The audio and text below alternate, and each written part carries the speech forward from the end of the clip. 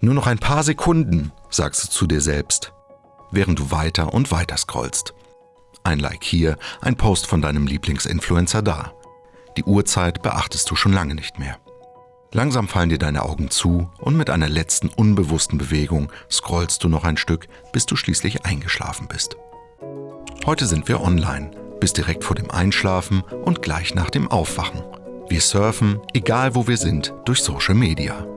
Am Morgen scrollen wir durch unseren Feed am Esstisch, informieren uns schnell über aktuelle Themen auf der Toilette, beleben alte Freundschaften wieder, während wir im Zug sind und holen uns Rat und Inspiration während unserer Freizeit. Ein Traum der damaligen Entwickler ist wahr geworden. Ein soziales Netzwerk, das sich über die ganze Welt erstreckt. Vor 10 Jahren noch benutzten gerade mal 27% der gesamten Weltbevölkerung Social Media. Die Zahl hat sich bis zum Jahre 2022 verdoppelt und somit nutzt heute bereits über die Hälfte der Menschheit Social Media. Eine starke Entwicklung, die auch viele Veränderungen mit sich bringt. Während YouTube in seinen Anfängen größtenteils frei von invasiver Werbung war, muss man heute mehrere Werbespots über sich ergehen lassen.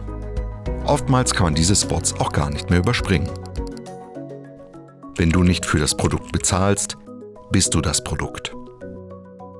Das Geschäftsmodell von YouTube, Facebook und Co. basiert auf der Finanzierung durch Werbung. Werbetreibende bezahlen die Internetdienste, um ihre Werbung auf ihren Plattformen zu platzieren. Sie sind die eigentlichen Kunden der Plattform. Die Nutzer sind die Produkte. Wir sind das, was verkauft wird, bzw. unsere Aufmerksamkeit. Je mehr Werbung wir schauen, desto mehr Geld geht in die Tasche der großen Tech-Konzerne. Um diesen Profit weiter zu steigern, fesseln uns die Internetfirmen an die Bildschirme, um unsere tägliche Screentime zu maximieren.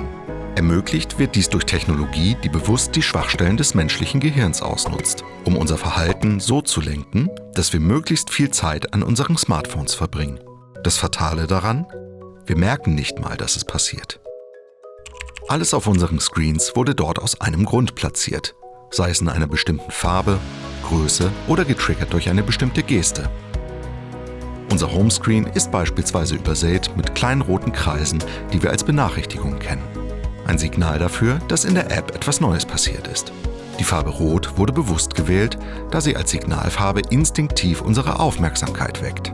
Die immer weiter steigende Zahl weckt ein Stressgefühl, welches wir erst loswerden, indem wir auf die App klicken. Mit einem ähnlichen Prinzip arbeiten die Push-Benachrichtigungen. Wenn wir auf einem Foto getaggt werden, erhalten wir dazu eine Benachrichtigung auf dem Homescreen. Die Nachricht enthält dabei in der Regel keine Information darüber, wer uns getaggt hat oder auf welchem Foto wir erscheinen. Ein einfacher Klick auf die Benachrichtigung und du wirst in die App befördert. Um die Menschen in der App zu halten, bieten Instagram oder TikTok einen niemals aufhörenden Content an. Man scrollt durch seinen Feed, der einfach kein Ende zu nehmen scheint. YouTubes Empfehlungen und Autoplay harmonieren perfekt zusammen. Statt nach einem neuen Video zu suchen, spielt uns YouTube einfach das nächstbeste, das einem gefallen könnte, ab. Diese Autoplay-Funktion ist standardmäßig aktiviert. Sie muss erst manuell deaktiviert werden.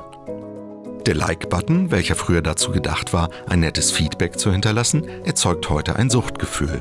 Es entsteht dabei ein Zwang, ständig seine App zu öffnen, um den neuesten Post nach neuen Likes zu prüfen. Hinter diesen Ideen sitzen Designer, Psychologen und Wissenschaftler, die täglich nach neuen Möglichkeiten suchen, um dich länger an die Screens zu fesseln. Und das ist noch nicht alles. Während du gemütlich durchs Internet surfst, wird alles getrackt, beobachtet und gemessen. Jede deiner Aktion wird sorgsam überwacht und aufgezeichnet. Wie lange du dir ein Bild ansiehst, wonach du suchst, mit wem du schreibst, wen du kennst.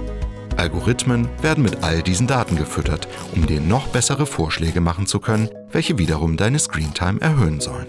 Die Strategien und Techniken zeigen Wirkung. Mit durchschnittlich 2 Stunden und 27 Minuten pro Tag machen die sozialen Medien global mit insgesamt 35% den größten Anteil an unserer vernetzten Medienzeit aus. In manchen Regionen, wie zum Beispiel Südafrika, erhöht sich diese Zahl sogar bis auf 3 Stunden und 43 Minuten. Die Abhängigkeit von Social Media hat über die Jahre seine Spuren hinterlassen. Seit 2012 ist bereits bekannt, dass Social Media nachhaltig Auswirkungen auf die mentale Gesundheit hat. Die Selbstmordrate von jugendlichen Mädchen ist seit 2012 in den USA drastisch gestiegen, was unter anderem auf Social Media zurückzuführen ist. Wir fühlen uns einsamer, ängstlicher und gestresster. Auch das eigene Selbstbild hat stark unter Social Media gelitten. Verdrehte Schönheitsideale, die unterstützt werden durch Gesichtsfilter und verharmlosende Schönheitsoperationen von Influencern, prasseln tagtäglich auf uns ein. Dies führt zu einer zunehmenden Unzufriedenheit mit unserem eigenen Aussehen. Des Weiteren kann eine ständige Nutzung von Social Media eine Reizüberflutung auslösen, welche Erinnerungsverluste sowie eine geringere Aufmerksamkeitsspanne als die von Goldfischen zur Folge haben könnte. Hinzu kommen Schlafprobleme, die durch den ständigen Gebrauch von Smartphones im Bett heute eher Norm als Seltenheit sind. Und nicht zuletzt hat das Internet mit einem seiner Grundpfeiler zu kämpfen, der Anonymität. Sie macht den Weg frei für Internettrolle, die Hate Speech und Cybermobbing zu ihrem Hobby machen und Perverse, die Cybergrooming betreiben. Je mehr Zeit wir auf Social Media verbringen, desto mehr verändert sich unsere Sicht auf die Menschen um uns herum und auf uns selbst. Und das wird sich die kommenden Jahre nicht verändern. Die Plattformen werden weiterentwickelt, damit der Nutzer sich nicht langweilt und die Tech-Konzerne noch mehr Profit mit Werbeeinnahmen machen können. Das Problematische dabei: Damit der Profit erzielt werden kann, wird die menschliche Psychologie immer weiter ausgenutzt, ohne Rücksicht auf die negativen Konsequenzen für den Nutzer.